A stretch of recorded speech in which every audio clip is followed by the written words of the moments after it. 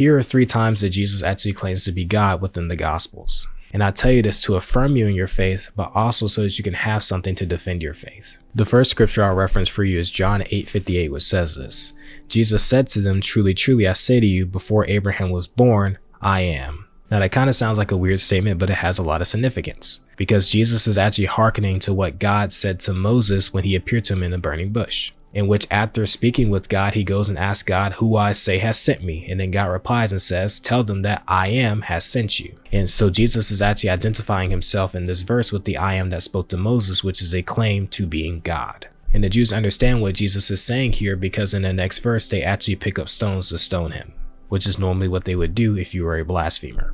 Now the second verse I have for you is John 10:30, where Jesus says, "I and the Father are one." And guess what happens after Jesus says this to the Jews? They go ahead and pick up stones to try to stone him again for blaspheming. And it's because when he says, "I and the Father are one," he is again claiming to be God. And if you read at the verse 30, the Jews are understanding this, and so that's why they accuse Jesus of blasphemy, because he who is a man to them is claiming to be God. And the last set of verses I'll give you is out of Mark chapter 14, verses 62 through 64, which says this: "And Jesus said, I am, and you shall see the Son of Man sitting at the right hand of power and coming with the clouds of heaven." Tearing his clothes, the high priest said, "What further need do we have of witnesses? You have heard the blasphemy. How does it seem to you?" And they all condemned him as deserving of death. So similarly to the other situations, Jesus says something. In this very case, he says that he's the Son of Man who's going to come on the clouds of heaven. And the Jews understand this as a claim to divinity, in which they say that he's a blasphemer and that he deserves to die. Now, if you don't understand how Jesus claiming to be the Son of Man who sits at the right hand and is coming on the clouds of heaven is a claim to deity, then you need to read Daniel chapter 7.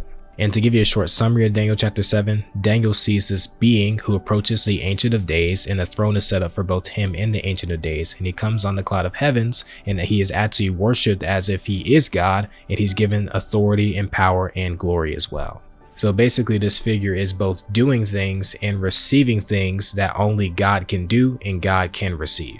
And the Jews understand that when Jesus claims to be this figure, that he's also claiming to be God. Hence the reason for why, again, they want to kill him for blasphemy, because he's blaspheming God by claiming to be equal with him, or he's blaspheming God by claiming to be God himself.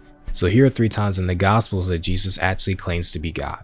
I hope that you learned something new and that this was of use to you. If you want more content like this, go ahead and drop a sub or a follow. If you want to hear more teachings from me that are outside of short form content, I want to recommend you join my Bible classes every single Thursday at 8 o'clock p.m. Eastern on Google Meets.